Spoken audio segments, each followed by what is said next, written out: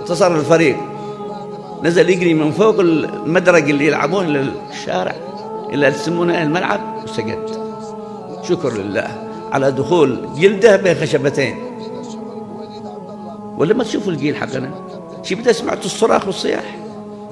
هو هذا اللي بيفتح القدس؟ هذا الذي بيمنع الحرب من غزة؟ هذا اللي بيرد عدونا اليهود؟ هذا الصياح والصراخ اللي على الملاعب؟ ما هذا الصراخ؟ هذا كتابة التاريخ الجديد الذي قدر إبليس وأتباعه أن يصنعوا جيل لا يدرك العظائم، عنده العظمة والبطولة في مثل هذا الجيل اللي صنع إبليس، جيل البيبسي.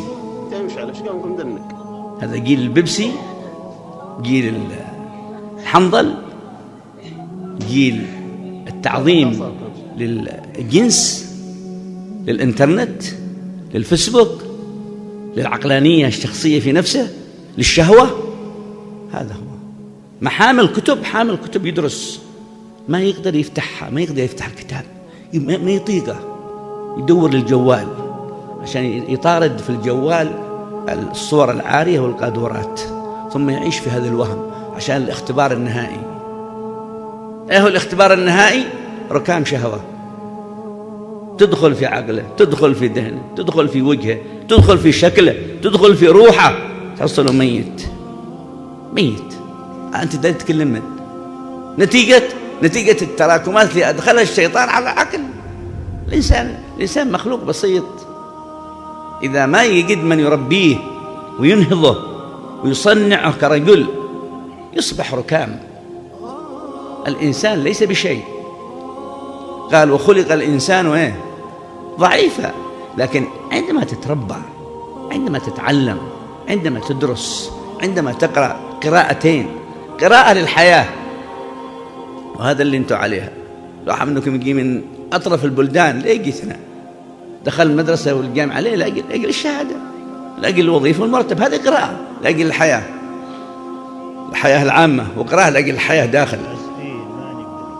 في إنسان يدير إدارة وهو يسكر، في إنسان يقوم في وزارة وهو يرتكب الزنا واللواط، لكن هذا إنسان يعيش أجل الحياة، مبدع في الحياة لكن غير مبدع في نفسه.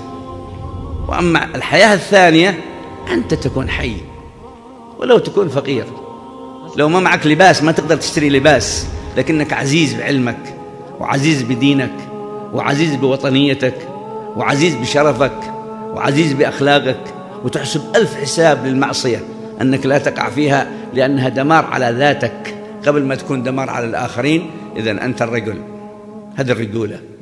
قال الله فيهم من المؤمنين رجال، المؤمنين كثير لكن قال منهم رجال، أما البقية يسموهم ذكور، يسموها الذكورية. هذه الذكورة والأنوثة عبارة عن شيء مركب. جاكم الآن عصر ممكن يحولوك من ولد إلى بنت بعملية بسيطة، وبعدين تصلح وتتحول من رجل إلى بنت أو من بنت إلى رجل. موجود، عمليات موجودة في العالم، الذكورة والأنوثة متوفرة، لكن ما الذي منعدم؟ الرجولة. حتى في النساء، في نساء أحسن من 10 رجال، ولهذا يقول الله من المؤمنين رجال، مؤمنين رجال ونساء لكن فيهم رجولة. ايه الرجولة؟ القدرة على صناعة المواقف. هذا يقول والله فلان رجل، تقول ده رجل كما الرجال شكله، لكن كلمة رجل أي رجل له موقف رجولة كما وصف الله في القرآن من المؤمنين رجال.